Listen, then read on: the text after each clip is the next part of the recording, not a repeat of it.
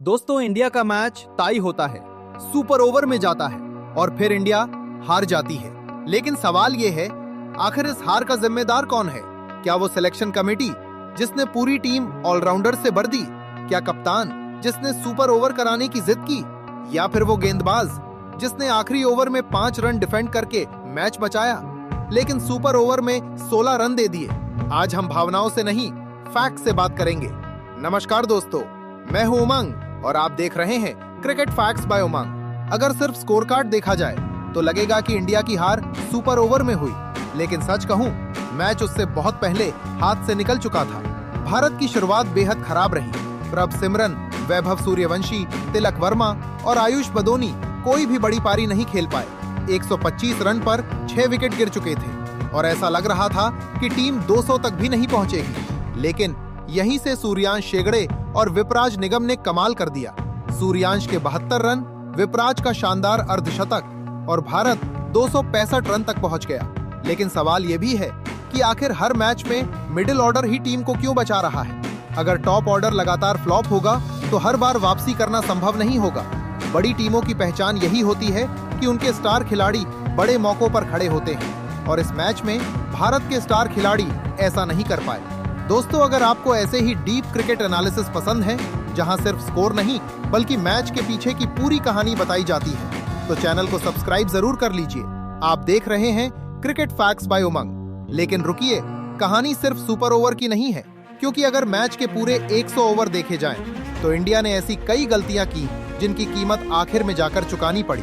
और सबसे हैरानी की बात यह है कि इनमें से कुछ गलतियां ऐसी थी जिन्हें आसानी से टाला जा सकता था। यही वजह है कि आज सवाल सिर्फ खिलाड़ियों पर नहीं बल्कि पूरी टीम की रणनीति पर भी खड़े हो रहे हैं। अब आते हैं गेंदबाजी पर, और यहीं से असली सवाल शुरू होता है।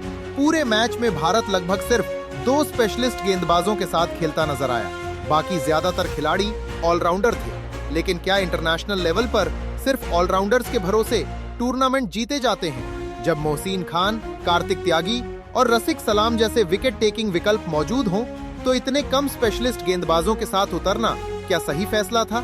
यही सवाल अब टीम मैनेजमेंट से पूछा जाएगा। और यही इस हार की सबसे बड़ी वजह भी हो सकती है, क्योंकि जब मैच दबाव में जाता है तब आपको विकेट निकालने वाले गेंदबाज चाहिए होते हैं, सिर्फ रन रोकने वाले नहीं। श्रीलंका की टीम लगातार साझेदारियां बनाती रही और भारत के पास उन्हें तोड़ने के लिए कोई एक्स फैक्टर गेंदबाज नजर नहीं आया। यहीं पर टीम कॉम्बिनेशन की कमी साफ दिखाई दी। और अब बात उस गलती की जिसकी चर्चा शायद सबसे कम हो रही है। विपराज निगम को 2 बार पिच के डेंजर एरिया में दौड़ने के लिए पेनल्टी मिली और भारत को सीधे 10 रन का नुकसान हो गया। जरा सोचिए, मैच आखिर में टाई हुआ और श्रीलंका को बिना बल्ला घुमाए 10 रन मिल चुके थे। अगर ये 10 रन नहीं दिए जाते तो शायद सुपर ओवर की नौबत ही नहीं आती। यानी हार सिर्फ आखिरी ओवर या सुपर ओवर में नहीं हुई, कई छोटी छोटी गलतियों ने मिलकर भारत को इस स्थिति तक पहुंचाया। फिर आया मैच का सबसे बड़ा मोमेंट, आखिरी ओवर। श्रीलंका को जीतने के लिए चाहिए थे सिर्फ 5 रन। गेंद थी अरशद खान के हाथ में और अरशद ने कमाल कर दिया, मैच को टाई करा दिया। यहीं तक वो हीरो थे। लेकिन क्रिकेट में हीरो और विलन बनने के बीच का फासला कभी कभी सिर्फ 1 ओवर का होता है। सुपर ओवर शुरू होता है, पहली गेंद, दूसरी गेंद, फिर वाइड, फिर नो बॉल, और देखते ही देखते 16 रन बोर्ड पर लग जाते हैं।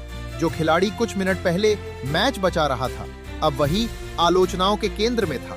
लेकिन क्या पूरी हार के जिम्मेदार सिर्फ अरशद खान हैं?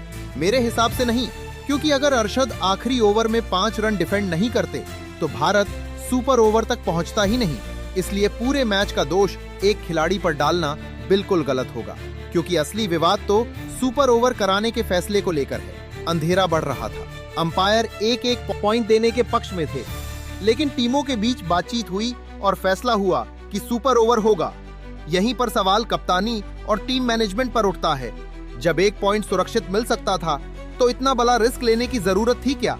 क्योंकि टूर्नामेंट के इस स्टेज पर 1 पॉइंट भी आपकी किस्मत बदल सकता है। और अब वही फैसला भारत के खिलाफ जाता हुआ नजर आ रहा है। अब बात बल्लेबाजी की। भारत को चाहिए थे 17 रन। शुरुआती 3 गेंदों पर सिर्फ 3 रन बने। इसके बाद वैभव सूर्यवंशी को स्ट्राइक मिली और उन्होंने अपनी 3 गेंदों पर 6 रन बना दिए। यहीं पर चर्चा शुरू होती है कि क्या शुरुआत से ही वैभव को ज्यादा स्ट्राइक मिलनी चाहिए थी? क्योंकि टीम में सबसे विस्फोटक बल्लेबाज वही थे। जब आपको 17 रन चाहिए हो तो आपको अपने सबसे बड़े हिटर को ज्यादा से ज्यादा गेंदें देनी चाहिए। हो सकता है नतीजा फिर भी वही रहता, लेकिन कम से कम रणनीति पर सवाल नहीं उठते। इसके बाद वैभव सूर्यवंशी और श्रीलंकाई खिलाड़ियों के बीच बहस देखने को मिली।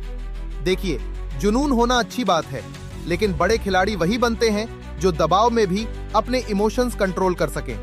और मुझे पूरा भरोसा है कि वैभव इस अनुभव से सीखेंगे, क्योंकि 15 साल की उम्र में इतने बड़े मंच पर खेलना ही अपने आप में बहुत बड़ी बात है।